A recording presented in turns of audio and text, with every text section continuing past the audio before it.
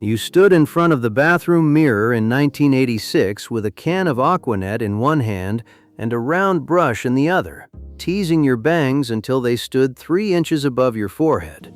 You thought you looked incredible. That is the thing about the 1980s. Almost everything people did felt perfectly reasonable while it was happening, and almost none of it aged well. The clothes, the hair, the phone calls, the money spent on things that made no sense, the words said out loud in public with total confidence. Number 85 on this list is something nearly every teenager did for a crush, and most of them still cannot talk about it. Number 16 involves a box, a kitchen timer, and a smell that lingered for days. And number 20 is something your family still brings up at every Thanksgiving. So hit subscribe and settle in, because here are 100 embarrassing things everyone was guilty of in the 1980s. Number 100. Teasing your bangs to the ceiling. Every morning in the mid-1980s, millions of Americans stood in front of a bathroom mirror and committed the same act. They grabbed a can of Aquanet, a round brush, and a hairdryer, and they built a wall of hair above their forehead that defied every known law of physics. The goal was height, not style, not movement, not anything resembling what hair was supposed to do, just height. And the higher it went, the better you felt about yourself. The bangs were stiff enough to survive a car ride with the windows down and rigid enough to hold their shape through an entire school day. The bathroom smelled like a chemical plant by the time you were done. And if someone had walked up to you and said, "This looks ridiculous," you would not have believed them, because everyone on the block had the same bangs. It was just how you started your day. Number 99. Wearing fluorescent shoelaces with everything. In the mid-1980s, a perfectly normal pair of white sneakers was not complete until the laces had been swapped out for something that could be spotted from orbit. Fluorescent orange, neon green, hot pink, sometimes 2 different colors, 1 per shoe, because commitment to a single shade felt like defeat. The laces came on little cardboard hangers at the shoe store or the drugstore, and they cost almost nothing, which meant you could own a dozen pairs and rotate based on your outfit or your mood or whatever impulse struck you while getting dressed. They clashed with everything. That was the point. A pair of faded Levi's and a plain white Hanes t-shirt suddenly looked like an event when the shoelaces were screaming yellow, and nobody questioned it. The hallways of every middle school in the country looked like a highlighter factory had exploded at floor level. It was just how shoes worked for a while. Number 98. Wearing a fanny pack with total confidence. The fanny pack was not an accessory in the 1980s. It was a lifestyle. Families wore them to amusement parks. Tourists wore them through every major city in America, and grown adults strapped them on to walk through the grocery store. They came in nylon, leather, neon pink, and camouflage.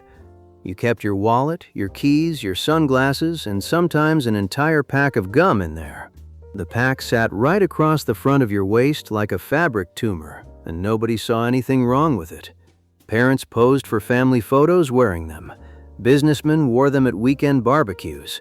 The fanny pack was the great equalizer. Rich or poor, young or old, everybody looked equally absurd, and nobody knew it yet. The pack was practical in a way that nothing else in the 1980s was, and that practicality was exactly what made it so hard to defend once the decade was over. Number 97. Passing folded notes in class with checkbox love questions. Long before texting, the preferred method of romantic communication for anyone under 15 was a sheet of notebook paper folded into a tight triangle or a complicated rectangle and slid across a desk when the teacher turned to face the chalkboard. The contents followed a strict format. Do you like me? Check yes or no or maybe. The maybe box was a masterstroke of emotional hedging that allowed the recipient to respond without technically committing to anything. Some notes were more elaborate, with rankings of potential couples in the class or detailed diagrams of who was going with whom. The folding itself was an art form. A badly folded note was an embarrassment on top of an embarrassment. And getting caught passing one meant the teacher read it out loud, which was the closest thing to public execution that a 7th grader could experience in 1984. Number 96. Doing the running man at every school dance. Somewhere around 1987, a single dance move took over every gymnasium and church basement in the country. The running man required no training, no rhythm, and no self-awareness.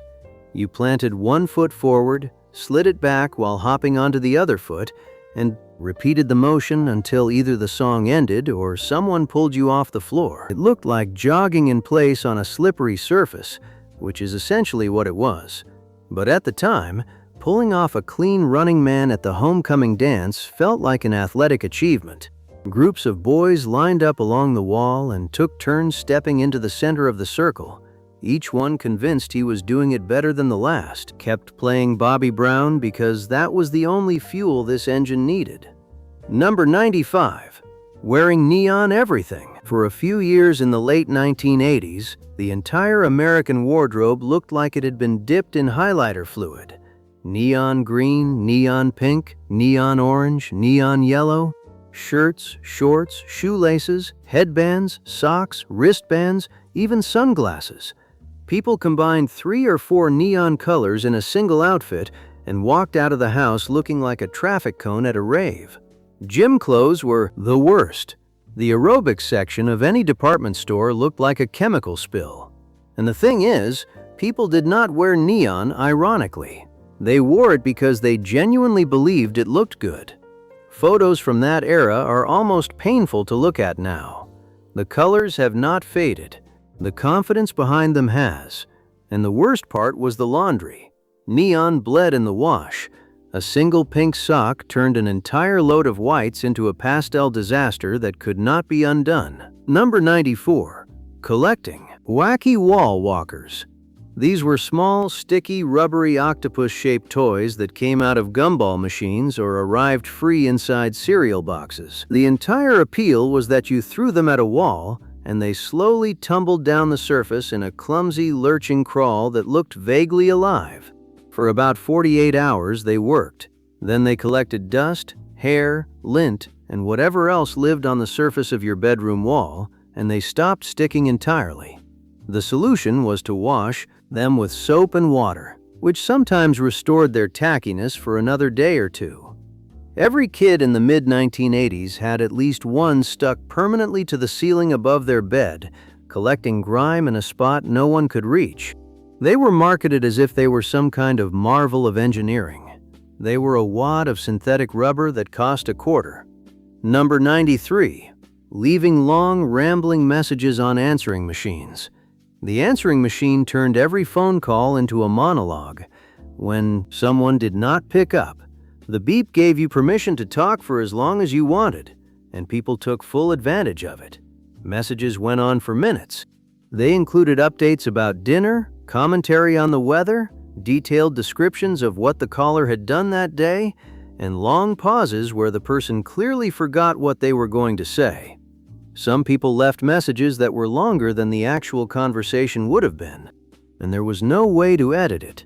Whatever you said was recorded, preserved, and played back in front of whoever happened to be standing in the kitchen. Entire families gathered around the machine like it was a radio broadcast, listening to Aunt Carol describe her Thursday in real time. Number 92. Putting a tennis ball on the car antenna. Every parking lot in America had the same problem. You walked out of the store, looked across a sea of identical sedans, and had no idea which one was yours. The solution was a tennis ball. You jammed it onto the tip of the antenna, and suddenly your car was the only one in the lot with a bright yellow beacon sticking up above the roofline. Some people used colored tape. Some used a foam ball from a craft store. But the tennis ball was the standard. It worked, it was free, and it looked completely absurd. The antenna bent under the weight. The ball faded from yellow to gray within a month, but it did its job, and nobody in the family ever had to wander through a parking lot again. At least not until the ball fell off on the highway. Number 91. Wearing friendship pins on your shoelaces. The friendship pin was a tiny safety pin threaded with small colored beads, And in the early to mid-1980s, no sneaker was considered fully dressed without at least a dozen of them clipped to the laces. Each color combination supposedly meant something. A certain pattern meant best friends. Another meant you had a crush on someone. Most people made up the meanings as they went along, and nobody checked. The beads came from craft stores or the bottom of your mother's sewing box, and an entire Saturday afternoon could disappear into the process of threading them onto pins and arranging them in the correct order.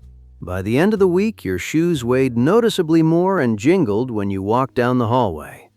Teachers confiscated them periodically, which only made them more essential. Number 90. Using Sun-In to bleach your hair. Sun-In came in a spray bottle and promised sun-kissed highlights without a trip to the salon. All you had to do was spray it on your hair and sit in the sun. The results were rarely what the bottle promised. Instead of golden highlights, most people ended up with a patchy orange mess that looked like they had been in a fight with a bottle of peroxide. Brown hair turned copper. Black hair turned a strange reddish bronze. Blonde hair sometimes turned green near the roots. And the damage lasted for months. You could not wash it out. You could not undo it. You just had to wait for it to grow out while pretending it was the look you were going for. Entire summers were spent with hair that looked like a science experiment, and somehow people kept buying the stuff. Number 89. Owning a waterbed. For a stretch of the 1980s, waterbeds were not unusual. They were aspirational. Having a waterbed meant you were someone. The mattress was a giant vinyl bladder filled with hundreds of gallons of water, set inside a heavy wooden frame that sat directly on the floor. Getting into bed felt like climbing onto a warm lake. Rolling over sent waves across the entire surface. Sitting on the edge made the other side rise up like a tide. The heater underneath kept the water warm but also ran up the electric bill. One puncture, one sharp object, one enthusiastic pet, and you had a flood in the bedroom. People put satin sheets on them, which turned the whole thing into a slip and slide. But for a while, if you did not have a waterbed, you were behind. Number 88. Getting glamour shots taken at the mall. Glamour Shots was a photography studio usually tucked between a shoe store and a pretzel stand in the local shopping mall. You walked in looking like a normal person. You walked out holding a portfolio of airbrushed, soft-focus photographs that made you look like you belonged on the cover of a romance novel. The studio provided feather boas, leather jackets, big earrings, and enough hairspray to qualify as an environmental hazard. The lighting was pure fog and fantasy. Women posed with one hand under the chin. Men leaned against a fake brick wall with their arms crossed. The resulting photos were framed, displayed on mantles, mailed to relatives, and tucked inside wallets. Nobody looked anything like their real selves, and that was the whole point. Years later, the photos would resurface at family gatherings, passed around the table to laughter and disbelief, each one a reminder that the mall could sell you anything. Number 87. Saying "gag me with a spoon." The 1980s had its own vocabulary, and most of it sounds completely absurd now. Gag me with a spoon, totally tubular, grody to the max, like oh my god, gnarly, radical, bogus, bodacious. These words came out of people's mouths with absolute sincerity. Valley Girl slang spread from Southern California across the entire country after the Frank Zappa song hit the charts in 1982, and suddenly every teenager in Ohio was talking like they grew up in the San Fernando Valley. Adults tried to use the slang too, which only made it worse. The phrases showed up in commercials, sitcoms, and greeting cards. By the end of the decade, the language had burned itself out completely. But for a solid 5 years, an entire generation communicated in words that meant almost nothing. The phrases were meaningless in Ohio. They were meaningless in California too, but they sounded like they meant something. And in the 1980s, that was close enough. Number 86. Wearing a calculator watch and thinking it made you a genius. Casio released calculator watches in the early 1980s, and for a brief window of time, Strapping a tiny keypad to your wrist felt like stepping into the future. The buttons were so small that pressing them required the tip of a pencil or an unnaturally sharp fingernail. Nobody ever used the calculator function for anything meaningful. The appeal was pulling up your sleeve in the middle of a conversation and pressing buttons while people watched. It was a performance. You were not solving equations. You were proving that technology lived on your body. The watch face displayed numbers in that pale gray-green liquid crystal that every piece of portable electronics shared in that era. And the beep it made when you pressed a key was just loud enough to get you in trouble during a test. Number 85. Making a mixtape for someone you had a crush on. This was the most emotionally loaded act a teenager could perform in the 1980s, and almost everyone did it at least once. The process started with a blank cassette, usually a Maxell or a TDK, and a stack of records or tapes pulled from a bedroom shelf. Every song had to be chosen with surgical precision. The first track set the tone. Too intense and you scared them off. Too casual and they missed the message. The order mattered more than the music itself. You did not just hit record and let it play. You sat there, finger on the pause button, timing each transition so the gap between songs was not too long and not too short. Some people wrote the track listing on the insert card in their best handwriting. Others decorated the case with stickers or drawings. The finished tape was a 45-minute confession disguised as a gift. You handed it over and then spent the next week wondering if they had listened to it, if they understood what Song 3 was supposed to mean, if they noticed you put their favorite band on. Side B. Most of the time, the tape got tossed into a pile with dozens of others and never mentioned again. But the act of making it, the hours of careful selection and nervous recording, that was real. That was as vulnerable as a teenager got in the 1980s without actually saying anything out loud. The cassette itself was nothing. Cheap plastic, magnetic tape, a paper insert. But the hours that went into choosing those songs, arranging them in exactly the right order, and sitting in a quiet bedroom pressing record and pause over and over. That was something that no playlist on a phone screen will ever replicate. The mixtape was a letter you could not bring yourself to write, spoken in someone else's songs. Number 84. Wearing Vornet sunglasses and acting like a ski instructor. In the mid-1980s, a single French eyewear brand became the defining accessory of anyone who wanted to look like they had just stepped off a mountain in Chamonix, even if the closest they had ever been to skiing was a bunny slope in Pennsylvania. Vornet sunglasses had a particular look. The frames were sleek, the lenses had a brownish mineral tint, and the little Vornet logo on the corner of the lens was the entire point. You did not wear them because they blocked the sun better than anything else. You wore them because the logo said you understood something about European sport culture that the average person did not. They cost enough to matter. Losing a pair was a genuine crisis, and the tan line they left across the bridge of your nose was worn like a badge. Number 83. Making prank phone calls before caller ID existed. Before the late 1980s, the telephone had no memory. It did not know who called, and neither did the person who picked up.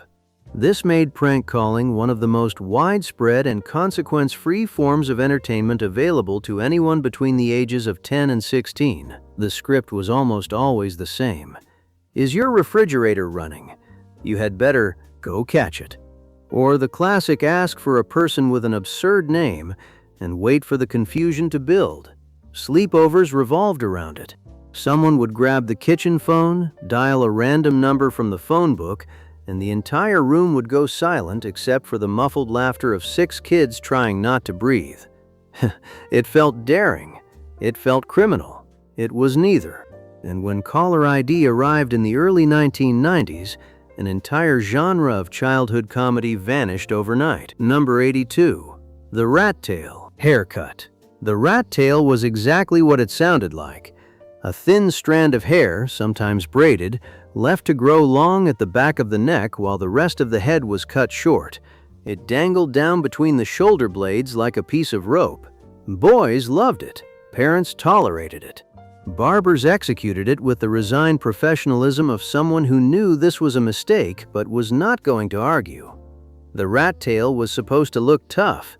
It was supposed to suggest a rebellious edge. In reality, it looked like someone had forgotten to finish the haircut. Some rat tails were wrapped in thread or beads. Some were bleached a different color than the rest of the hair. All of them looked, in retrospect, like a decision that should have been questioned by at least one adult in the room. Number 81. Wood paneling every room in the house. Walk into any American home in the early 1980s and the walls told you exactly what decade you were in. Wood paneling covered living rooms, basements, dens, hallways, and sometimes even bedrooms. The panels were thin sheets of composite board printed with a wood grain pattern that did not fool anyone but somehow became the default wall treatment for an entire generation. The paneling made every room darker. It absorbed light, trapped cigarette smoke, and gave the whole house the feeling of a hunting lodge. People put wood paneling behind their televisions, behind their couches, and on the walls of rooms that had perfectly fine drywall underneath. Removing it years later revealed a surface of dried adhesive and tiny nail holes that took days to repair. But at the time, bare drywall looked unfinished, and wallpaper was for your grandmother. Paneling was the answer. Number 80. Calvin peeing stickers on the back of trucks. At some point in the late 1980s, an unlicensed cartoon of Calvin from the comic strip Calvin and Hobbes appeared on the rear windows of pickup trucks across America. The sticker showed Calvin urinating on a logo, a car brand, a sports team, a rival company, whatever the truck owner wanted to express contempt for. The stickers were sold at flea markets, gas stations, and roadside stands. Bill Watterson, the creator of the comic, never authorized a single one. They were all bootleg. But that did not slow anyone down. The stickers spread across bumpers and back windows from coast to coast. For a while it seemed like every other truck had one, and nobody in the vehicle ever stopped to wonder whether slapping a urinating cartoon child on their truck was the statement they really wanted to make. Bedazzling everything. The bedazzler was a handheld tool that attached rhinestones and studs to fabric with a single squeeze. It cost a few dollars, came with a bag of plastic gems, and turned otherwise normal clothing into something that belonged in a Las Vegas lounge act.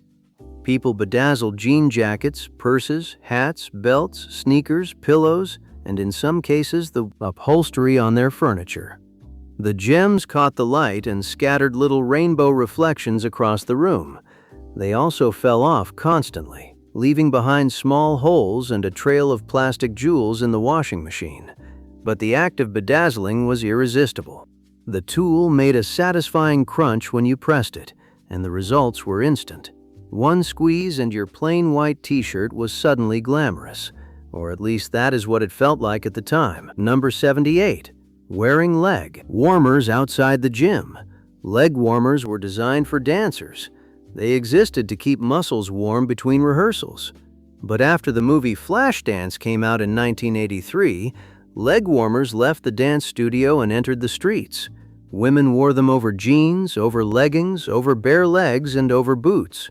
They came in every color, scrunched down around the ankle, pulled up to the knee, or somewhere in between, and the positioning was apparently a matter of personal expression. The warmers served no practical purpose on a Tuesday afternoon at the supermarket, but that was beside the point. They were a signal that the wearer was connected to something athletic and artistic, even if the most physical thing she had done that day was carry groceries. By the end of the decade, they had vanished from everyday fashion entirely, left behind in the same closet as the headbands and the off-the-shoulder sweatshirts. Number 77. Snap bracelets. Snap bracelets were flat strips of spring steel covered in fabric or holographic plastic. You held one end against your wrist and slapped it, and the metal curled around your arm with a satisfying snap. But the whole experience lasted about half a second. You slapped it on, you peeled it off, and you slapped it on again. Kids did this hundreds of times a day. In class, in the cafeteria, on the bus, in the car. The sound became the background noise of every elementary school in America. But teachers confiscated them by the handful. Some schools banned them outright after reports that the fabric wore off and the exposed metal edge cut skin. But the bans only made them more popular. Kids smuggled them in pockets and backpacks like contraband. The bracelets cost almost nothing, broke within a week, and provided more entertainment per dollar than almost anything else in the 1980s. Number 76. Believing professional wrestling was completely real. In the 1980s, professional wrestling was not entertainment, it was truth. Hulk Hogan was a real hero. The Iron Sheik was a real villain. Andre the Giant was genuinely indestructible. Saturday mornings and weeknight broadcasts pulled in millions of viewers who watched every body slam and pile driver with the same emotional investment they gave a championship boxing match. Kids argued about it at school on Monday mornings, with the intensity of people debating actual sports. Adults got into heated discussions about match outcomes at work. The suspension of disbelief was total, and when someone suggested it might be staged, the response was immediate and hostile. Because admitting wrestling was fake meant admitting you had been fooled, and nobody was ready for that conversation. The whole country watched, cheered, booed, and bought the merchandise without once questioning what they were looking at. Number 75. Hanging fuzzy dice from the rearview mirror. The fuzzy dice had no purpose. They did not improve visibility. They did not freshen the air. And they did not do anything except swing back and forth every time the car turned a corner. But in the 1980s, a pair of oversized fuzzy dice dangling from the rearview mirror was a decorating choice that millions of Americans made without hesitation. They came in white, red, black, and neon pink. Some were the size of a fist. Others were large enough to partially block the windshield. They collected dust, faded in the sun, and eventually developed a slightly greasy texture from years of hanging in a hot car. Gas station attendants sold them next to the air fresheners. Nobody ever explained what they were supposed to represent. Nobody ever asked. The dice were a holdover from an earlier era of car culture, and nobody in the 1980s could explain how they ended up as standard equipment on a family station wagon. Number 74. Using whiteout on your fingernails as nail polish. Liquid paper was designed to correct typing mistakes on paper. But in the 1980s, a significant number of teenage girls discovered that the little brush inside the bottle worked just as well on fingernails, and the opaque white finish actually looked decent for about 20 minutes. It dried fast, which was a selling point over actual nail polish. It chipped almost immediately, which was not. The smell was strong enough to get you sent to the principal's office if a teacher caught a whiff, and removing it required either nail polish remover or picking it off in flakes during class, leaving tiny white specks all over your desk and your jeans. Nobody pretended it was a good idea. It was simply available, free, and sitting right there on the desk. Number 73. Crimping your hair. The crimping iron was a flat device with ridged plates that pressed a zigzag pattern into straight hair. The result looked like someone had braided your hair overnight and then unbraided it in the morning, except the pattern was perfectly uniform and extended from root to tip. Women and girls crimped their entire heads. Some crimped just the top layer and left the underneath straight, creating a textured canopy effect that made no sense from any angle. The process took forever. You had to clamp small sections of hair between the plates, hold for several seconds, release, and move on to the next section. The smell of singed hair filled the bathroom. The finished product was a massive textured mane that doubled the volume of your head and stayed that way until you washed it. Crimped hair was everywhere. School photos from the mid-1980s are full of it. Number 72. Spending your entire allowance at the arcade in a single afternoon. The arcade in the 1980s was not a casual stop. It was a destination, a ritual, and for many kids, the single largest drain on whatever money they had. You walked in with a pocket full of quarters, and the noise hit you before your eyes adjusted to the dark. Every machine was screaming for attention. Pac-Man, Galaga, Donkey Kong, Dragon's Lair, each one flashing and bleeping and daring you to drop a coin. A single quarter bought you roughly 90 seconds of gameplay if you were average, and maybe 4 or 5 minutes if you were good. Most kids were average. That meant a $5 allowance, carefully saved over the course of a week, could vanish in under an hour. And it did. Every single time. The worst part was the walk home. Pockets empty, thumbs sore, and nothing to show for it except a set of initials on a high scoreboard that would be wiped the next time someone unplugged the machine. Parents asked where the money went. The answer was always the same, the arcade. And the follow-up question was always the same too. All of it. Yes, all of it. There was no budgeting at the arcade. There was no saving 2 quarters for the ride home. You fed the machine until the machine won, which it always did, and then you stood behind someone else and watched them lose their money too. It was the purest form of voluntary financial ruin available to a 12-year-old, and nobody regretted it until the next morning. Number 71.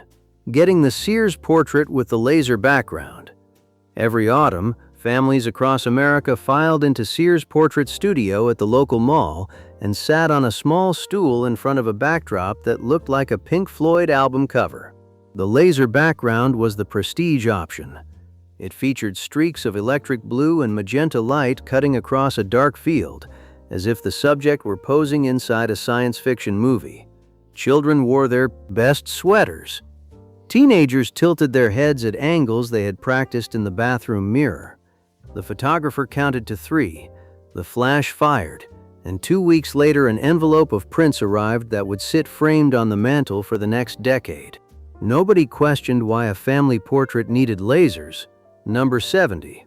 Carrying a boombox on your shoulder. The boombox was not meant to sit on a shelf. It was meant to be carried through the streets on your shoulder like a declaration of war against silence. These portable stereos weighed several pounds, required 6 to 8 D-cell batteries, and produced a sound quality that rattled every window within a 2-block radius. Young men walked through parks, down sidewalks, and onto public buses with a boombox blasting at full volume, and nobody around them had any choice in the matter. The music was shared whether people wanted it or not.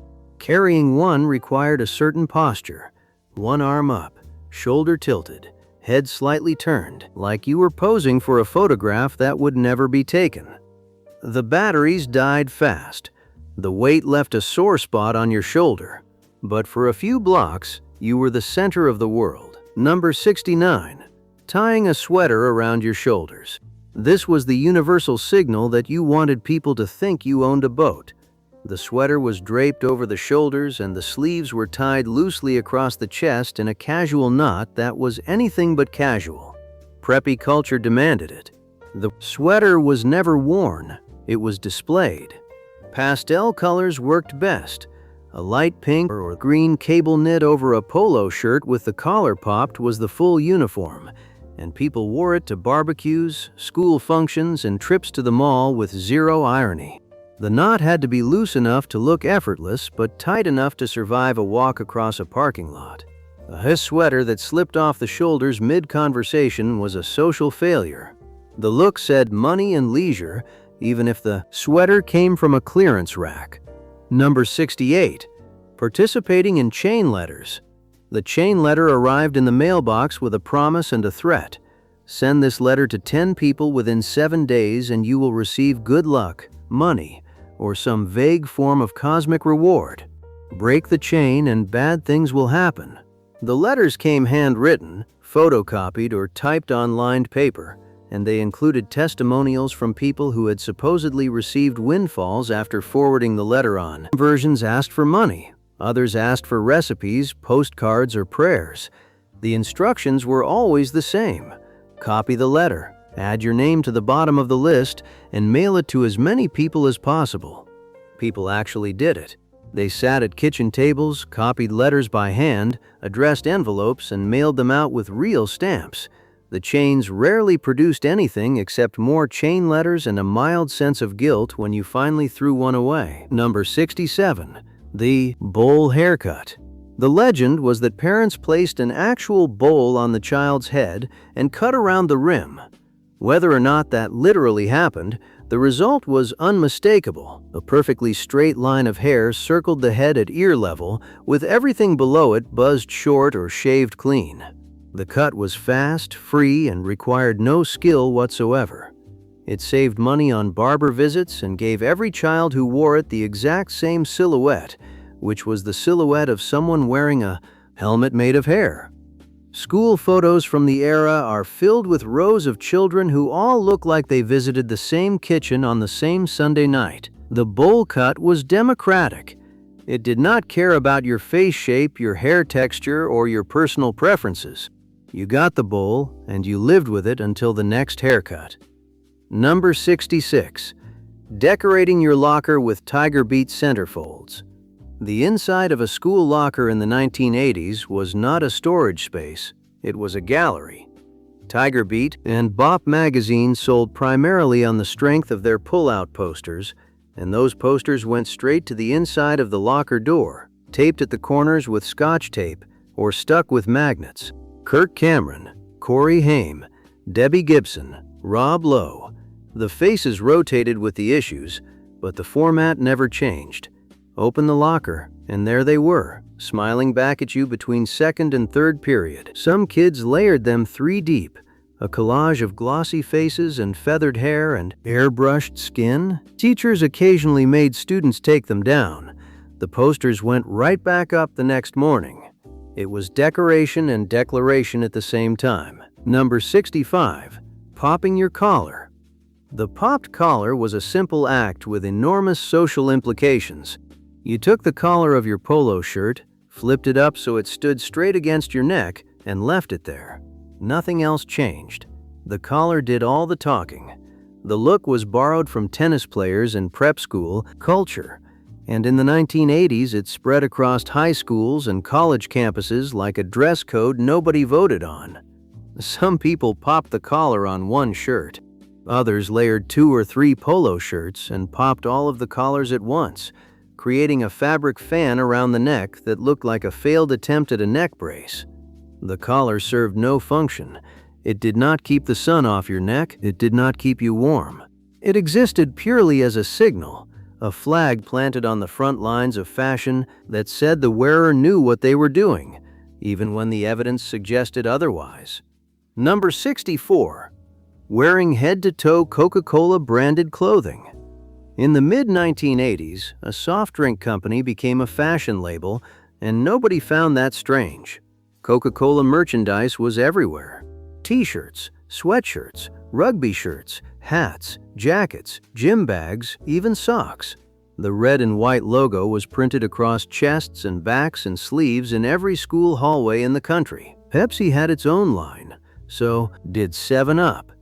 But Coca-Cola was the one people collected, as if owning more pieces of the brand made you more loyal to a beverage. Some kids wore the full set to school, head to toe, and walked around looking like a walking billboard that had gained sentience. It was free advertising for a company that did not need it, paid for with allowance money and birthday gift cards. Nobody thought twice about it. It was just what you wore. Number 63. Wearing oversized geometric plastic earrings. In the 1980s, earrings stopped trying to be delicate. They grew. They multiplied. They became architecture. Large plastic triangles, bright enamel squares, dangling neon circles the size of drink coasters hung from earlobes across the country. The bigger the earring, the better. Some were so heavy they stretched the piercing hole into a visible slot. The colors matched nothing and clashed with everything, which was exactly the aesthetic. Department stores sold them on spinning racks near the checkout counter for a few dollars a pair, and a single trip to the mall could yield half a dozen new sets. They clicked against the phone receiver when you talked. They caught in your hair when you turned your head, and if you leaned too far to one side, the weight was enough to remind you they were there. But taking them off was not an option. Number 62. Ordering things from the back of comic books. The back pages of every comic book in the 1980s were a marketplace of impossible promises. X-ray, vision glasses that let you see through walls, sea monkeys that looked like tiny smiling humanoids on the package, a hovercraft you could build at home, a 7-foot submarine for $4. You filled out the order form, taped your coins to a piece of cardboard, stuffed it into an envelope, and waited 6 to 8 weeks for delivery. What arrived was never what the ad promised. The X-ray specs were cardboard frames with a feather between 2 lenses. The sea monkeys were brine shrimp. The marine was a cardboard box with a periscope made from a paper towel tube. But the waiting period was the real product. For 6 weeks, you believed in the possibility that something incredible was coming in the mail, and that belief was worth every quarter you taped to that cardboard. Number 61. Faking sick to watch daytime television. The calculation was simple. A stomachache got you a day on the couch with a blanket, a glass of ginger ale, and complete control of the television. And in the 1980s, daytime TV delivered. The Price is Right started at 11. Game shows ran back to back. Soap operas filled the afternoon. And if you were really lucky, a movie came on that you would never have been allowed to watch with your parents in the room. The key was selling the illness. You had to be convincing at breakfast, sluggish enough to concern your mother, but not so dramatic that she called the doctor. The thermometer was the weak point.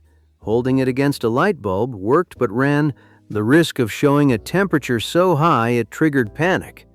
Most kids settled for the safe approach, a vague complaint about their stomach and a face that said they would go to school if they could. By noon, you felt fine. By 3, you were eating a sandwich and watching cartoons. And the next morning, you went back to school as if nothing had happened. Number 60. The jazzercise obsession. Jazzercise was not just exercise in the 1980s. It was a cultural movement that swept through every suburb in America and turned church basements and community centers into stages for coordinated physical theater.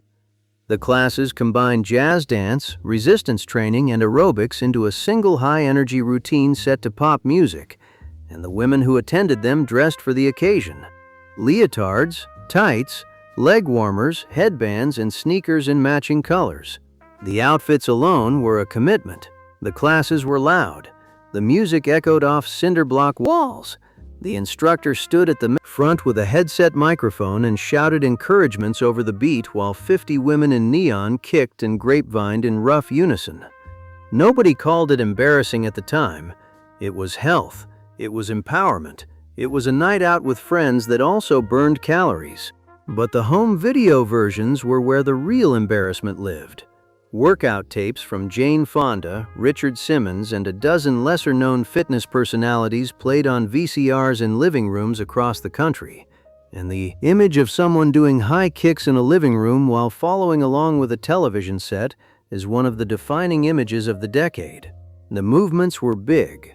The enthusiasm was bigger, and the outfits were preserved forever on home video, recorded over birthday parties and holiday gatherings, which brings up another entry on this list.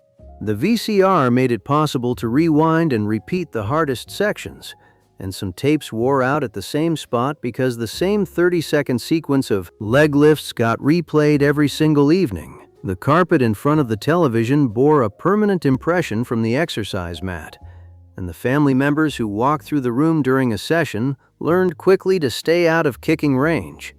Number 59. Lisa Frank Everything. Lisa Frank products turned school supplies into a psychedelic fever dream. Folders, notebooks, stickers, pencil cases, and erasers were all covered in neon rainbows, glittery dolphins, wide-eyed kittens, and unicorns standing on clouds. The colors were so bright they almost vibrated. Girls covered their binders, lockers, and bedroom walls with Lisa Frank products until every surface looked like the inside of a kaleidoscope. The brand was omnipresent at back-to-school sales, and owning Lisa Frank supplies was a social currency that carried real weight in elementary school. The stickers were the crown jewel. They came in sheets, and each one was carefully peeled and placed on notebooks, letters, and any available flat surface. Trading them was serious business. A holographic unicorn was worth more than a standard rainbow, and everyone knew the exchange rate. The products had no practical advantage over plain supplies. They cost more and functioned the same, but function was not the point. Number 58. Putting a baby on board sign in the car window. The baby on board sign appeared in the mid-1980s and spread across the country faster than most traffic laws. The yellow diamond-shaped placard stuck to the rear window with a suction cup and informed every driver behind you that a baby was present in the vehicle. The implication was that other drivers should be more careful around your car, as if they were otherwise planning to be reckless. The signs were everywhere. Cars with babies had them. Cars without babies had them because nobody ever took them down. Vans, station wagons, and sedans all displayed the sign like a parking permit for parenthood. Parody versions followed almost immediately. Baby on board became babe on board, mother-in-law in trunk, and nobody on board. The original sign did not change anyone's driving behavior. It did not prevent a single accident. It was a yellow rectangle that announced your reproductive status to strangers on the highway, and for some reason, millions of families thought that was a good idea. Number 57. Owning every movie soundtrack on cassette. In the 1980s, the movie soundtrack became a product category that rivaled the film itself. Footloose, Top Gun, The Breakfast Club, Dirty Dancing, Flashdance, Beverly Hills Cop. Each one produced a cassette tape that sold millions of copies and lived in the tape deck of every car, boombox, and Walkman in the country. The appeal was not just the music. It was the replay of the feeling the movie gave you. Pressing play on the Top Gun soundtrack meant you were Maverick for 45 minutes, sitting in your bedroom wearing aviator sunglasses you bought at the drugstore. Some people owned more soundtracks than actual albums by actual bands. The tapes wore out from overuse, the ribbons stretching until the pitch dropped and the vocals warped. And when the next movie came out, the old soundtrack went to the bottom of the pile, replaced by a new one that promised the same rush. Number 56. Getting a perm even if you were a man. The perm was the great equalizer of the 1980s. Women got them, men got them, teenagers got them for prom. Fathers got them because their wives suggested it. The process involved wrapping sections of hair around small plastic rods, applying a chemical solution that smelled like rotten eggs, sitting under a dryer for what felt like an hour, and walking out of the salon with a head full of tight curls that bore no resemblance to anything natural. The chemicals burned the scalp. The curls were too tight for the first week and too loose after the first wash, and the smell lingered for days. Home perm kits made the situation worse by putting the entire process in the hands of amateurs working in a bathroom with no ventilation. The results ranged from acceptable to catastrophic, and the photos from that era show a country of people who all looked mildly electrocuted. Number 55. Recording over family home videos. The VHS tape was expensive, and blank tapes did not last forever. So when something good came on television, a movie, a concert, a sporting event, someone in the family grabbed the nearest tape and hit record. The problem was that the nearest tape was often the one labeled Christmas 1984, or Jenny's First Steps, or Dad's birthday. Hours of irreplaceable family memories were erased in an instant to make room for a broadcast of a movie that would air again 3 months later. The loss was not discovered until weeks or months later when someone popped the tape in and found Ghostbusters where Grandma's visit used to be. The guilt lasted longer than the movie, and there was no undo button. The original footage was gone forever. But in the moment, the decision felt perfectly rational. The movie was on now, and the blank tape aisle was a 15-minute drive away. Number 54. Spending an hour recording your outgoing answering machine message. The outgoing message on the family answering machine was a production. A plain greeting felt like a missed opportunity. People treated it like an audition. They rehearsed, they recorded, played it back, erased it, and recorded again. Some families performed group messages where everyone in the household said a line. Others added music in the background, holding a radio next to the machine while they spoke. Funny messages were the goal. Song parodies, character voices, inside jokes that made sense to no one outside the household.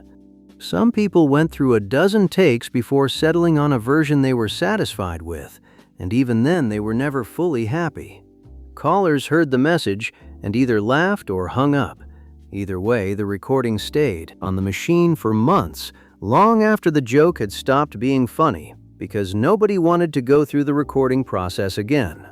Number 53. Painter's caps. The painter's cap was a soft, flat-topped hat made of cotton or canvas, and in the 1980s it became the headwear of choice for anyone who wanted to look casually creative without actually being an artist. The caps were given away as promotional items. Fast food restaurants printed their logos on them. Radio stations handed them out at events.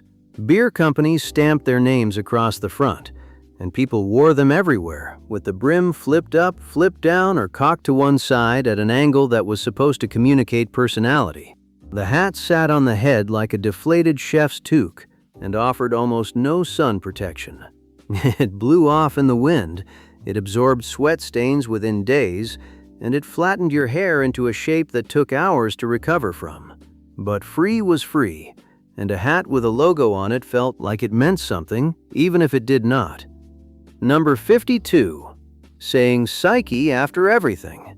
The word psyche was the verbal rug pull of the 1980s. You made a statement, waited half a beat, and then shouted psyche to reveal that the whole thing was a lie. Want to come to my party? Psyche. I think your hair looks great. Psyche. The teacher canceled the test. Psyche. It was the simplest form of comedy available to a 10-year-old, and it never got old for the person saying it, only for the person hearing it. Adults picked it up too, which stripped it of whatever cool factor it had. The delivery required commitment. You had to sell the initial statement with a straight face before dropping the reversal, and the bigger the reaction, the better the joke landed. Psyche dominated playgrounds, hallways, and dinner tables for years, and its only real legacy is a generation of adults who still flinch slightly whenever someone delivers unexpectedly good news. Number 51. Wearing a Frankie Says Relax t-shirt to school. In 1984, a single slogan on a single t-shirt became the uniform of anyone who wanted to seem aware of something happening in music and culture, even if they could not name the band. Frankie Goes to Hollywood released Relax. The song was banned by the BBC, and the t-shirt exploded. The design was simple. White block letters on a black or colored background. Frankie says relax. Frankie says arm yourself. Frankie says war. The shirts were sold at every mall and street, vendor in the country, and wearing one felt like participating in a movement, even if the movement was mostly just buying a shirt. Schools banned them periodically, which only increased demand. Parents asked who Frankie was. Nobody gave a clear answer, because for most of the people wearing the shirt, the band was secondary. The shirt was the point. Number 50. Putting spoilers and ground effects on ordinary cars. The car customization craze of the 1980s convinced perfectly rational people that their four-door family sedan needed a racing wing on the trunk. Ground effects kits, those low-hanging plastic body panels that hugged the bottom of the car, were bolted onto Camaros, Mustangs, and Firebirds by weekend mechanics who believed aerodynamics mattered at 35 miles per hour in a residential neighborhood. The spoiler served no functional purpose on a car that would never exceed highway speed. The ground effects scraped on every speed bump and cracked on the first pothole. But the look was everything.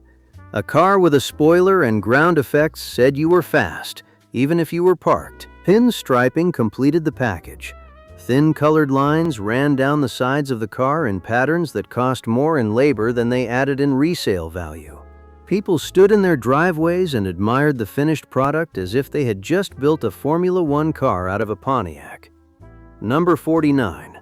Trying to do the moonwalk everywhere. After Michael Jackson performed the moonwalk on the Motown 25 television special in 1983, every person in America between the ages of 8 and 40 attempted it at least once. Most failed. The moonwalk required a specific shoe, a smooth floor, and a coordination that most people simply did not have. But that did not stop anyone from trying it on kitchen linoleum, in grocery store aisles, on school hallways, and on any surface that offered even the slightest amount of slide. The attempts were public, they were earnest, and they almost always looked like someone walking backward with a limp. Socks on hardwood floors became the preferred practice surface. Families watched each other slide across the living room, bumping into furniture, losing balance, and occasionally pulling a muscle. Nobody ever matched the original, but the effort itself became one of the defining physical gestures of the decade. Number 48. Men wearing mesh shirts and crop tops. Before the 1990s decided that men should keep their torsos covered in public, the 1980s had a very different opinion. Mesh shirts, the kind with large open weave that hid nothing and protected from nothing, were worn to concerts, clubs, and weekend outings. Crop tops cut above the navel were not just for women. Men wore them to the gym, to the beach, and in some cases to the office on casual Fridays. The look was supposed to communicate fitness and confidence, and for a few years it did. Football jerseys were cut short, tank tops got shorter. The male midriff was on full display across the country, and nobody found it strange. Photos from pool parties and summer barbecues show rows of men with exposed stomachs, mesh-covered chests, and an absolute certainty that this was a good look. The confidence was total. The photographs tell a different story. Number 47. Stretching the phone cord across the entire house. Every household in the 1980s had a telephone attached to the wall by a coiled cord, and every teenager in that household stretched that cord to its absolute limit. The phone sat in the kitchen. The conversation needed to happen in the hallway closet, behind the bathroom door, or around two corners and into the bedroom. The cord stretched, tangled, and eventually developed permanent kinks that made it look like a compressed spring that had given up. Family members stepped over it, tripped on it, and shouted at the person on the phone to hang up already. Some cords were replaced with extra-long versions bought specifically so the phone could reach farther into the house. Privacy was the goal, but the cord gave away your location like a trail of breadcrumbs. Anyone in the house could follow the cord straight to wherever you were hiding and stand there until you got off the phone. Number 46. Trying to talk like a valley girl no matter where you lived. After the 1982 single Valley Girl by Frank Zappa and his daughter Moon Unit, an entire generation of American teenagers began speaking in a dialect that originated in the San Fernando Valley of Southern California and had no business existing anywhere else. Like, oh my God, totally gag me, for sure, for sure. The rising intonation at the end of every sentence turned statements into questions and made everything sound both enthusiastic and uncertain at the same time. Kids in Ohio talked like this. Kids in Georgia talked like this. Kids in Minnesota, where the native accent was the exact opposite of Valley speak, talked like this. It crept into phone calls, cafeteria conversations, classroom presentations, and dinner table arguments. Parents corrected it, teachers graded against it, and it persisted because the alternative was sounding like your parents, which was the one thing no teenager in the 1980s could tolerate. Number 45. The Walkman, and pretending it made you cooler than everyone else. The Sony Walkman arrived in the early 1980s and changed the way people moved through the world. For the first time, you could take your music with you. A cassette tape, a pair of foam-covered headphones, and a belt clip were all it took to create a personal soundtrack for walking to school, riding the bus, or mowing the lawn. But the Walkman was more than a music player. It was a performance. Wearing the headphones was a signal that you were in your own world, that you had taste, that you were doing something more interesting than whatever was happening around you. People adjusted the volume just loud enough for the person next to them to hear the faint bleed of music, proof that they were listening to something good. The head nod was part of it, a slow rhythmic bob that communicated intensity and coolness simultaneously. The orange foam on the headphones flattened within a week, and the belt clip broke within a month. The batteries died at the worst possible moment, always in the middle of the best song on the tape. And rewinding to find a specific track required a patience and precision that bordered on surgery. You pressed rewind, waited, pressed play, overshot the mark, pressed rewind again, overshot the other way, and repeated the process until you either found the song or gave up. But none of that mattered. The Walkman made you someone. It put a frame around your existence and told the world that you had a life worth narrating, even if the tape inside was a copy of a copy that your friend made on a boombox in his garage. Number 44. Wearing 3 pairs of scrunched socks at the same time. Layering socks was a fashion decision that made no practical sense and required genuine effort. In the mid to late 1980s, the look called for multiple pairs of slouch socks, each one scrunched down around the ankle in thick, colorful folds, white on the inside, pink in the middle, maybe a neon green on top. The socks had to be arranged so that each color was visible. This meant pulling, folding, and adjusting them every time you stood up. Your sneakers barely fit, your feet overheated within minutes, and the layered sock mass around your ankle made you look like you were wearing leg casts made of cotton. But it was the look, and the look was everything. Questioning it meant you did not understand fashion, and fashion in the 1980s did not want to be understood. Number 43. Collecting empty beer and soda cans. In the 1980s, some people displayed their empty beer cans on shelves, mantels, and windowsills the way other people displayed fine china. The cans were arranged in rows, stacked in pyramids, or lined up along the tops of kitchen cabinets. Some collectors specialized. They sought out cans from breweries in other states, foreign imports, or limited edition holiday designs. The collection was a source of genuine pride. Visitors were given tours. The rarest cans were pointed out by name and origin. Some collections filled entire basement walls, hundreds of aluminum cylinders lined up in careful rows and dusted regularly. The appeal is hard to explain to anyone who did not live through it. These were empty containers that had held a beverage, but in the 1980s, they were trophies. They told a story about where you had been, what you had tried, and how committed you were to keeping something that everyone else threw away. Number 42. Wearing sunglasses indoors. The 1980s made indoor sunglasses acceptable, and for a decade, millions of Americans took full advantage. Oversized frames, mirrored lenses, neon-colored wayfarers, and wraparound shields were worn in shopping, malls, restaurants, school hallways, and living rooms with the curtains drawn. The sunglasses were not a response to light sensitivity or a medical condition. They were a fashion choice that said you were too important, too mysterious, or too cool to make direct eye contact with the people around you. Musicians did it, actors did it, the kid who sat in the back of math class did it. Some people wore them on top of their head when they were not wearing them on their face, pushing their hair back like a headband, which created its own distinct look. The glasses left red marks on the bridge of the nose and fogged up every time you walked from an air-conditioned building into the summer heat. But the look survived the entire decade. Number 41. Covering your car in bumper stickers. The bumper of a 1980s car was not a safety feature, it was a billboard.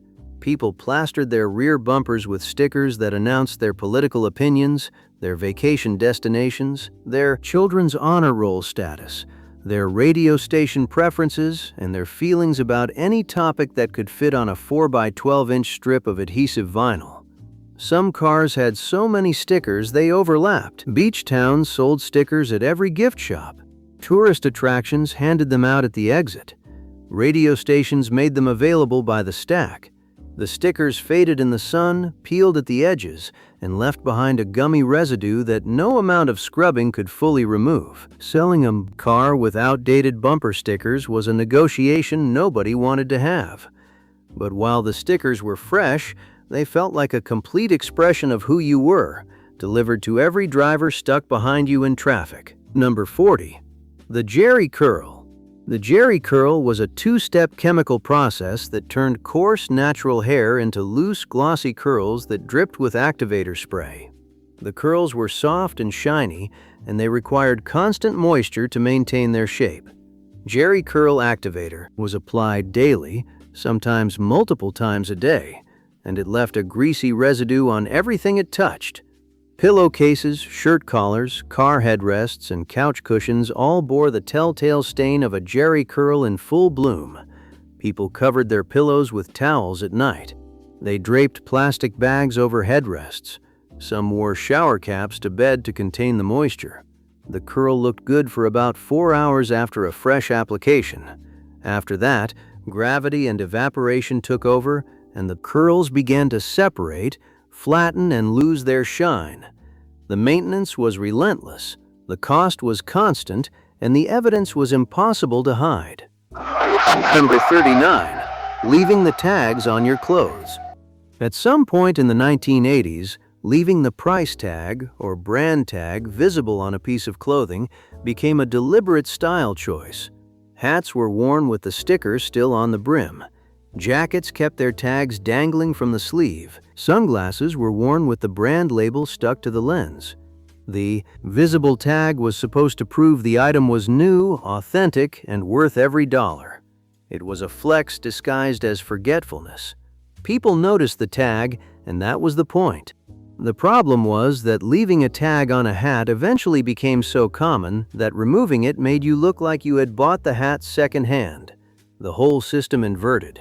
Not having a tag became the thing that needed an explanation. And the tags themselves, those small stickers and sewn-in labels, became the most scrutinized part of the outfit. Number 38. Covering your bedroom walls with posters from floor to ceiling. A bedroom in the 1980s was not painted. It was wall paint faces. Every square inch of available wall space disappeared under posters bought from Spencer Gifts, record stores, book fairs, or torn carefully from the center of magazines. Michael Jackson, Madonna, Bon Jovi, the Lamborghini Countach, a kitten hanging from a branch with the words "hang in there." The tape failed constantly. You woke up to the sound of a poster peeling off the wall and curling onto the floor at 3 in the morning. The solution was more tape, which eventually pulled the paint off when you moved out. Some kids organized their walls by category. Musicians on one side, cars on the other, movie posters above the bed. Most just stuck them wherever there was space. The goal was total coverage. A visible patch of wall was a failure of commitment. Number 37. Wearing a headband like Rambo. After Sylvester Stallone wrapped a strip of fabric around his forehead in the First Blood movies, headbands became a fashion statement that had nothing to do with sweat. Men wore them at the gym, at the park, at the beach, and in some cases to work. The headband was supposed to communicate toughness, physical readiness, and a vague willingness to fight if the situation required it. In practice, it communicated that the wearer had seen a movie and wanted to look like the main character. The bands came in terry cloth, nylon, and elastic. Some were plain white, others were red, which was the Rambo-approved color.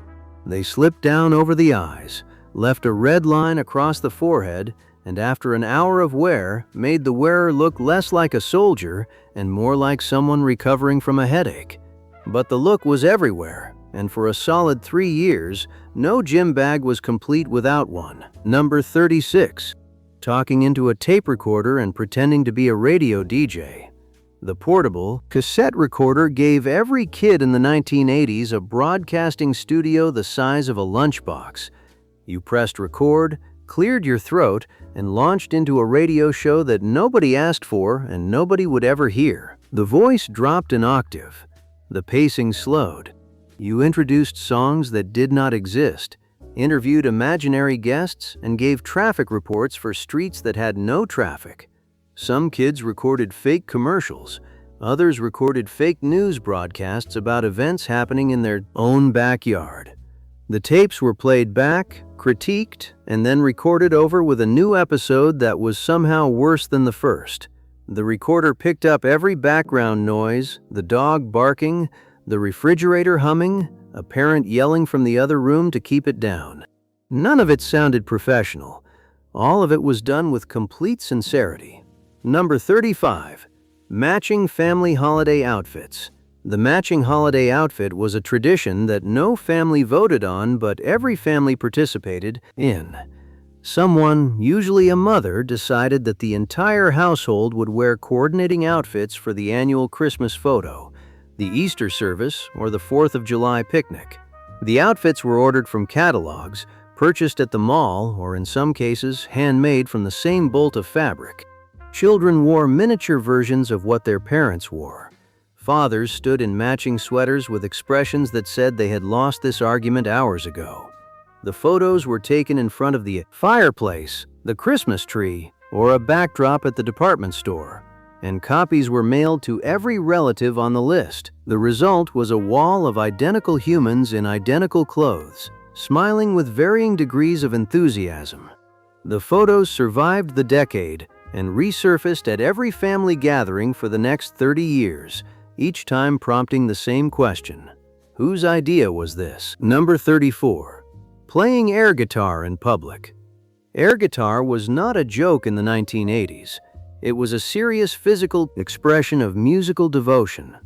People played air guitar in their bedrooms, in their cars, in front of mirrors, and at concerts where the actual guitar was being played 20 feet away. The moves were specific. The guitar face, a squinted grimace that communicated intensity. The power stance, legs spread wide, torso leaned back. The windmill strum, one arm spinning in a full circle while the other held an invisible fretboard. Some people closed their eyes, some dropped to their knees, some did both at the same time and nearly fell over. The air guitar was always louder in the player's head than it was in reality, where the only sound was the slap of a palm against a thigh and the heavy breathing of someone who had just performed a 3-minute solo to an audience of no one. Number 33. Getting your ears pierced at the mall with a piercing gun. The ear piercing station was usually located inside a jewelry store or an accessory kiosk in the middle of the mall concourse. A teenager, in a vest, loaded a pair of gold-plated starter studs into a spring-loaded plastic gun, wiped your earlobe with an alcohol pad, lined up the dot they had drawn with a marker, and pulled the trigger. The stud punched through the flesh with a loud click. The sensation was somewhere between a stapler and a surprise. The aftercare instructions involved twisting the earring daily and dabbing rubbing alcohol on both sides, which stung and did very little to prevent infection.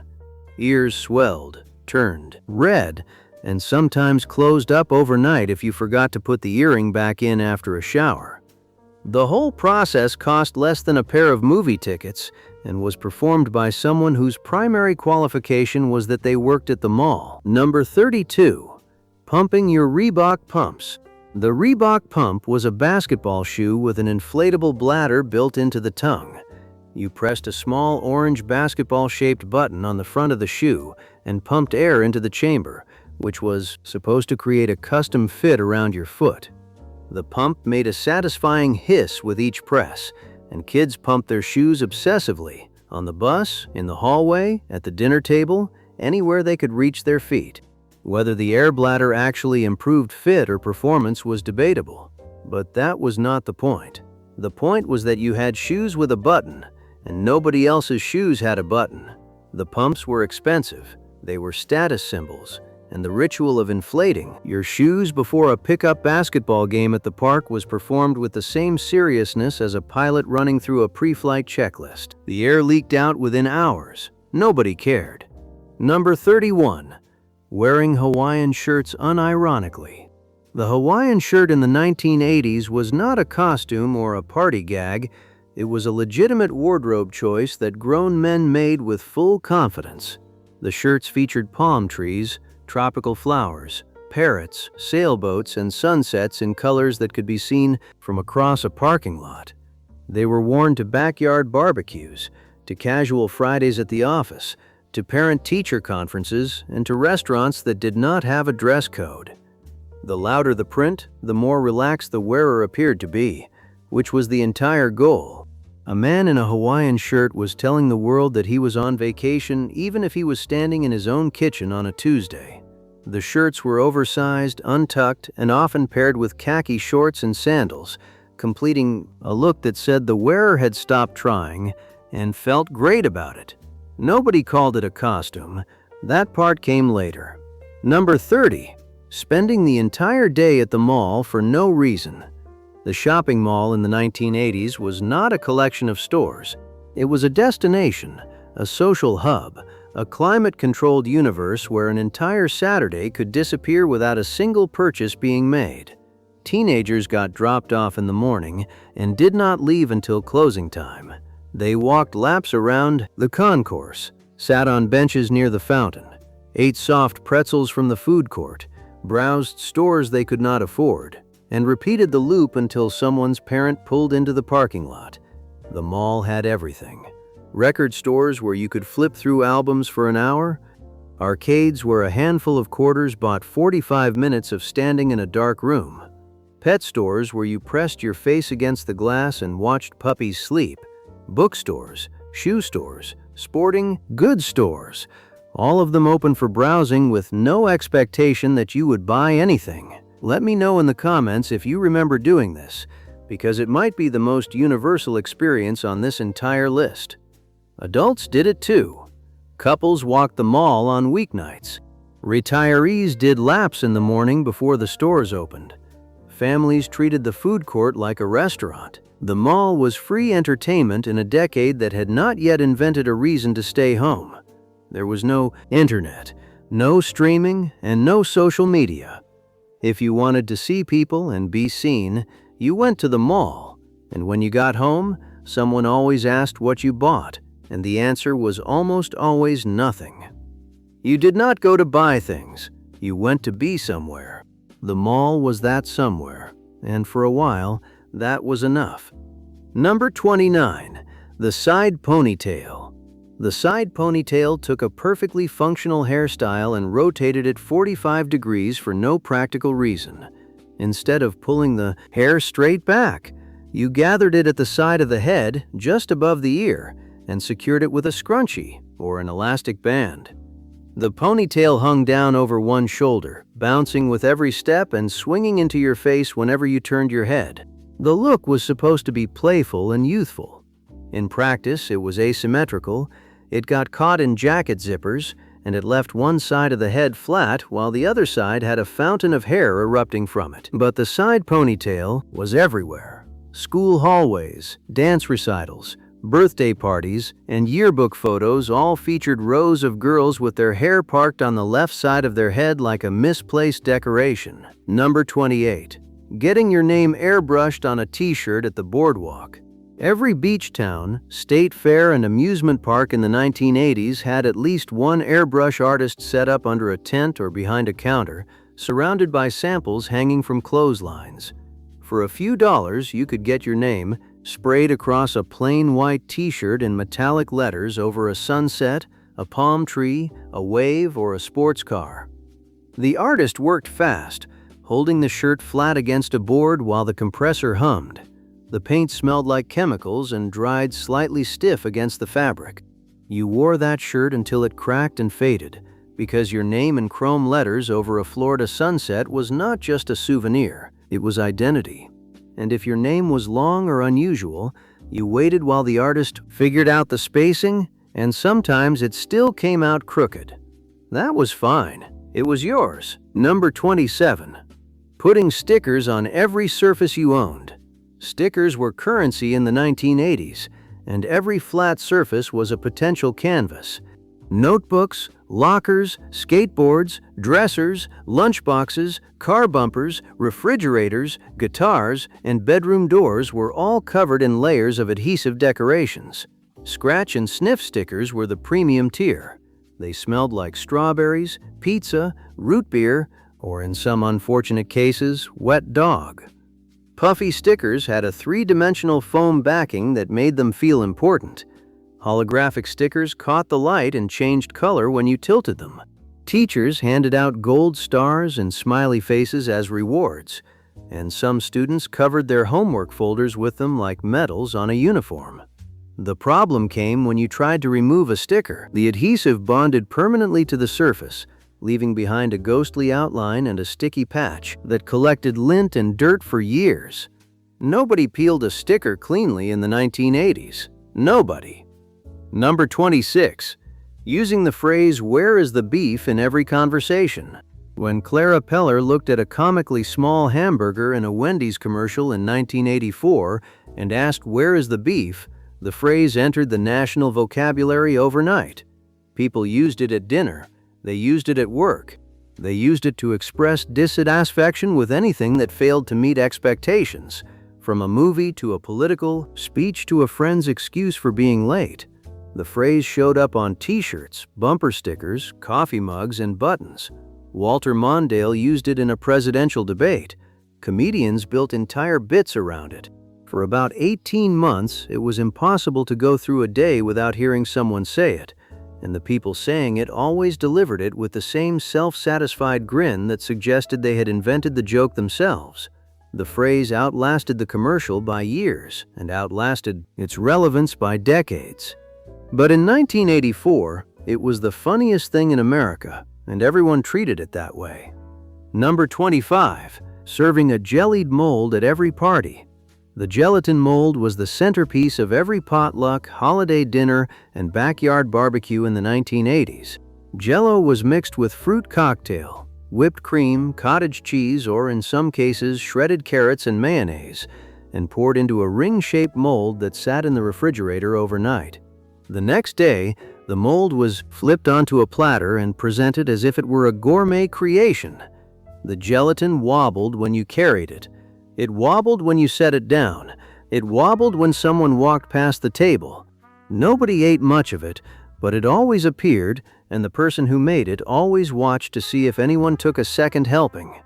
Some molds were layered, with alternating colors of gelatin that created a striped effect when sliced. Others had marshmallows suspended inside, floating in the gelatin like objects trapped in amber. The mold was not delicious, but it was expected, and that was enough. Number 24. Frosted tips. Frosted tips were what happened when a man decided that only the very ends of his hair needed to be a completely different color from the rest. The tips were bleached or dyed blonde, creating a two-tone effect that made the wearer look like they had been standing under a very small, very targeted spotlight. The style required a trip to the salon, or more commonly, a friend, with a highlighting cap and a bottle of peroxide. The cap had small holes punched through it, and strands of hair were pulled through with a crochet hook, one by one, until the scalp was covered in a rubber dome with tufts of hair sticking out of it like a porcupine. The bleach sat for 30 minutes, and the result was a head of hair that looked like it could not decide what color it wanted to be. The tips turned yellow, then orange, then eventually a straw-like texture that snapped when you touched it. Number 23. Drowning yourself in cologne or perfume. The 1980s treated fragrance like a competitive sport. Drakkar Noir, Polo by Ralph Lauren, Obsession by Calvin Klein, and Brut were applied in quantities that could clear a room. Men did not dab cologne. They poured it. They sprayed it directly onto their necks, their chests, their wrists, and in some cases, their clothes. The cloud of scent preceded them by 10 feet and lingered in a room for hours after they left. Women applied perfume with equal enthusiasm. Poison by Christian Dior and Giorgio Beverly Hills were so strong that some restaurants posted signs banning their use inside. The arms race continued through the entire decade. If one spray was good, 3 sprays were better. If 3 were good, 5 made a statement. The statement was usually that nobody within a 20-foot radius could breathe without tasting your fragrance on the back of their tongue. Number 22. The jean jacket covered in buttons and pins. The jean jacket in the 1980s was not worn for warmth or style. It was worn as a display case. Every available inch of the front, from the collar to the hem, was covered in enamel pins, political buttons, band logos, and novelty badges that expressed the wearer's personality in small, circular doses. Smiley faces, peace signs, rock band names, sarcastic slogans, and promotional pins from radio stations all competed for space. The weight of the pins pulled the jacket forward. The backs of the pins poked through the denim and scratched the skin underneath. Removing the jacket required care. because catching a pin on a chair or a seatbelt could tear the fabric or draw blood. But the collection was sacred. Each pin represented a concert, a cause, a joke, or a phase, and together they formed a wearable autobiography that jingled with every step. Number 21. Taking your mood ring readings completely seriously. The mood ring was a piece of jewelry built around a thermochromic liquid crystal that changed color based on the temperature of your finger. But nobody in the 1980s described it that way. You described it as a ring that knew your feelings. Blue meant calm, green meant normal, black meant stressed or angry. And everyone checked it constantly throughout the day, holding up their hand to compare shades with friends as if the ring were issuing a medical diagnosis. The fact that it was essentially measuring blood flow to your extremities did not matter. What mattered was that the ring said you were anxious during math class, and that confirmed what you already suspected. They cost next to nothing. They turned your finger green after a week, and they were consulted with a sincerity that no piece of mall jewelry has enjoyed since. Number 20. Making your own music video with the family camcorder. The home camcorder arrived in American living rooms in the mid-1980s, and within weeks, every kid in the house had already used it to shoot something they would regret. The music video was the most common production. You picked a song, usually something from the radio, pressed play on the boombox, and pressed record on the camcorder at the same time. Then you performed, lip-syncing in the backyard, dancing in the basement, acting out dramatic scenes on the front porch with neighborhood kids cast in supporting roles they did not audition for. The production value was non-existent. The sound was whatever the built-in microphone picked up, which was mostly wind and the neighbor's lawnmower. The tape sat in a drawer for years until someone found it and played it at a family gathering, which was the moment the entire project stopped being a creative achievement and became a hostage situation. Nobody who made one of these has ever been grateful that the tape survived. Number 19. Trying to dress like Madonna on a regular Tuesday. In 1984 and 1985, the influence of Madonna on the wardrobes of American teenage girls was absolute and immediate. The look required lace gloves with the fingers cut off, layered rubber bracelets from wrist to elbow, a crucifix necklace worn over a off-the-shoulder sweatshirt, a tulle skirt or a torn-up pair of leggings, and a messy bow in the hair. It was assembled from pieces found in your mother's closet, the Salvation Army, and the accessories aisle of the drugstore. The total cost was almost nothing, which was part of the appeal. You could look like a pop star on a babysitting budget. The problem was context. Madonna wore this on a stage. You wore it to Tuesday morning algebra. The gap between the fantasy and the fluorescent-lit classroom was enormous, but nobody noticed because half the girls in the room were wearing the same thing. It only looked absurd in retrospect. At the time, it was the most important decision you made before breakfast. Number 18. Quoting movies constantly and expecting everyone to get it. The 1980s produced a generation of human jukeboxes who replaced normal conversation with movie quotes delivered at full volume and without context. I'll be back. Go ahead, make my day. Nobody puts baby in a corner. Bueller, Bueller, Bueller. Moo. The quotes were inserted into every possible situation. Someone leaving a room said, "I'll be back."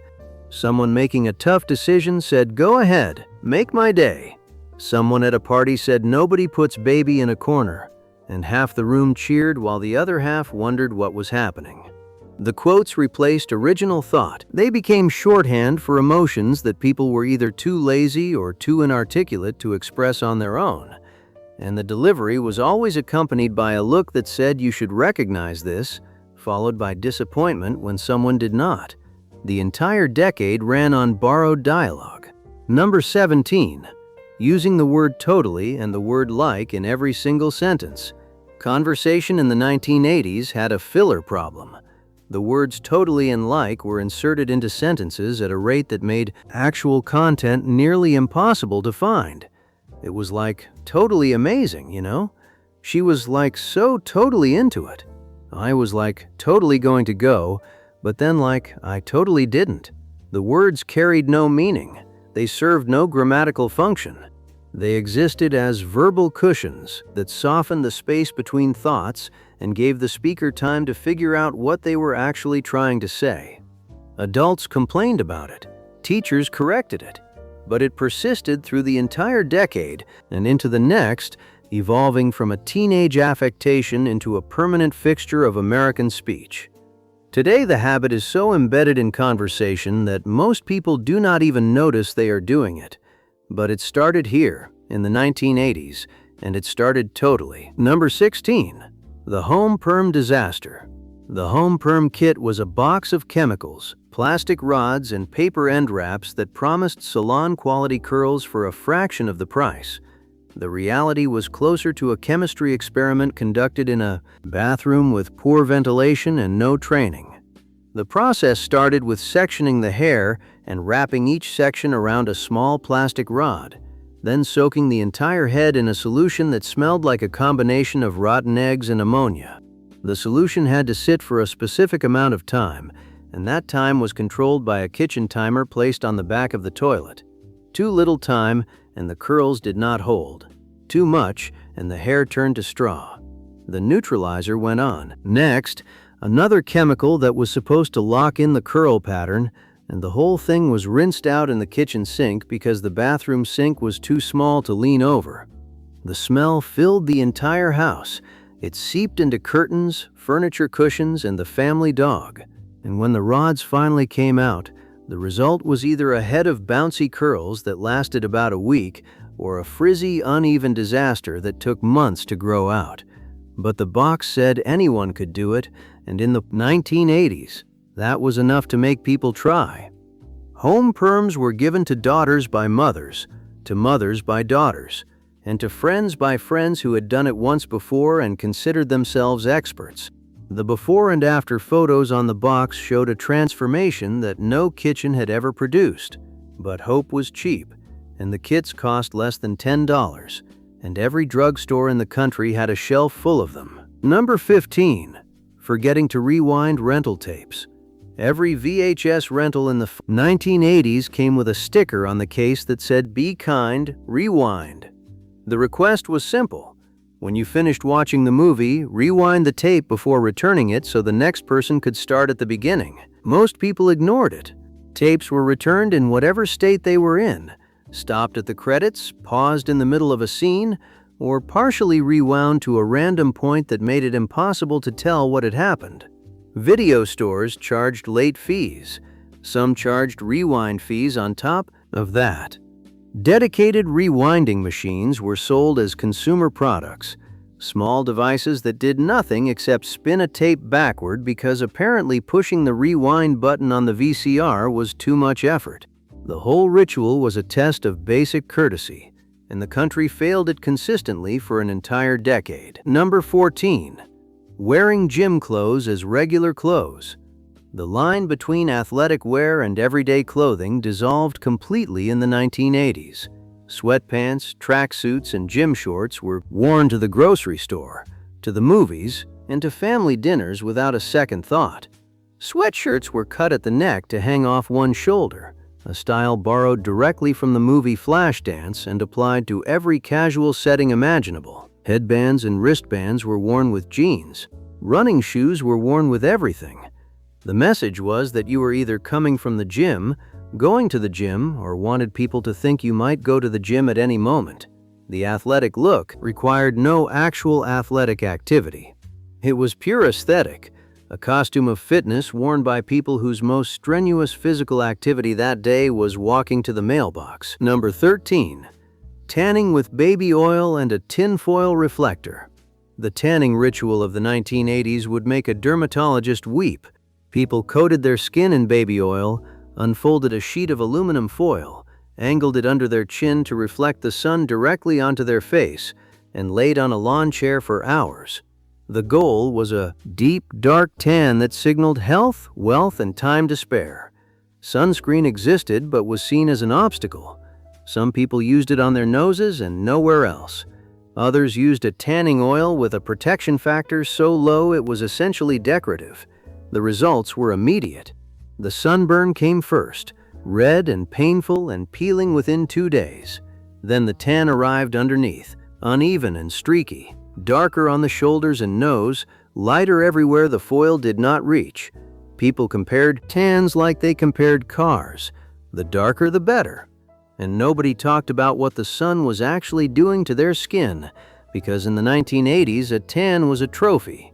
Number 12. Having a full conversation through the bathroom door. Privacy in the 1980s household had a different definition than it does now. The bathroom door was not a boundary, it was a suggestion. Family members carried on entire conversations through the closed door while someone was using the facilities on the other side. Dinner plans were discussed. Homework questions were answered. Arguments were continued from wherever they had started, through the hallway, up the stairs, and right up to the bathroom door without missing a beat. The person inside would yell through the door, their voice echoing off the tile. The person outside would lean against the frame and talk as if the door were not there. Nobody found this unusual. It was simply how communication worked in a house with 1 bathroom and 4 people who all needed something at the same time. Number 11. Feathering your hair. Feathered hair was the hairstyle that defined the transition from the 1970s into the 1980s. The hair was blown back and away from the face in soft, layered wings that framed the forehead and swept to the sides like the opening credits of a television show. Farrah Fawcett made it famous, and for the next several years, every woman and a significant number of men attempted to recreate it every morning with a round brush and a hair dryer. The technique required blowing each section of hair backward while simultaneously rolling it outward, and the margin for error was razor thin. Too much heat and the hair went flat, too little and it flopped forward. Humidity destroyed it, wind rearranged it, rain ended it entirely. But the feathered look held on through the early 1980s with a grip that no amount of weather could loosen. It was the last great hairstyle of the blowout era. Number 10. Keeping a diary with a lock that everyone could pick. The diary with the tiny brass lock was supposed to be the most secure container a child could own. It came in pink, purple, or white, with a small keyhole on the front clasp and a key the size of a paperclip. The lock could be opened with a bobby pin, a toothpick, a bent staple, or in most cases, just pulling hard enough on the cover. The security was an illusion, but the ritual of writing in the diary and locking it afterward made every entry feel like a state secret. Crushes, grudges, secret thoughts, and dramatic retellings of school hallway encounters were all recorded in handwriting that got worse as the emotion increased. Siblings found the diary within days. They either picked the lock or simply pried the cover open, read the contents, and used the information as leverage for weeks. The diary was never safe, but writing in it felt safe, and that feeling was the entire product. Number 9. Styling your hair to look like a rock star. Teenager with access to a bathroom mirror and a can of hairspray attempted at least one rock star hairstyle in the 1980s. The goal varied. Some wanted the teased, sky-high hair of a glam metal frontman. Others wanted the spiked, gelled look of a new wave singer. A few attempted the shaggy, layered mane of a classic rock guitarist and ended up looking like they had been sleeping in a ditch. The products required were industrial. Mousse, gel, hairspray, and sometimes actual glue were applied in layers, sculpted with fingers and combs, and sealed with a final coat of aquanet that turned the hair into a structure rigid enough to resist wind, rain, and gravity. The bathroom was a disaster zone afterward, coated in a fine mist of chemical residue that stuck to the mirror and the sink. But the walk to school, for those first 15 minutes before the style collapsed, felt legendary. Number 8. Wearing a Choose Life t-shirt without knowing what it meant. In 1984, Wham released Wake Me Up Before You Go Go and performed on television wearing oversized t-shirts that read Choose Life in bold black letters. Within months, the shirt was everywhere. Mall stores sold them, street vendors sold them, Kids wore them to school, to the beach, to family dinners. The slogan was originally designed by the fashion designer Catherine Hamnett as a political statement against drug use and nuclear proliferation. Almost nobody who wore the shirt knew that. It was a Wham shirt. It was what George Michael wore. And if you were 13 in 1984 and someone asked you what it meant, you either mumbled something vague or just said it was from the video. Defining garments of the decade precisely because it meant something serious and was worn by people with no idea what it was. That gap between intent and ignorance was the 1980s in a single piece of cotton. Number 7. Slamming the phone down to end a call. In an era of rotary and push-button telephones, the slam was the ultimate punctuation mark. You finished your sentence, said something you meant, and crashed the receiver down onto the cradle with enough force to rattle the table it sat on. The louder the slam, the more final the statement. The person on the other end heard a sharp crack and then silence, and they knew the conversation was over in a way that no button press on a cell phone has ever been able to replicate. People slammed phones after arguments. They slammed them after receiving bad news. They slammed them after someone said something they did not want to hear. The plastic handset hit the cradle, bounced once, and settled. Some phones cracked from repeated slamming. Others developed a loose receiver that rattled in its seat.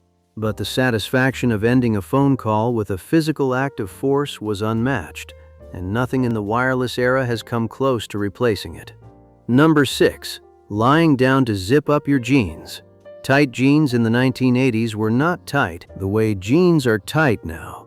They were tight the way a sausage casing is tight. Getting into them was a process that required gravity, patience, and sometimes a second person.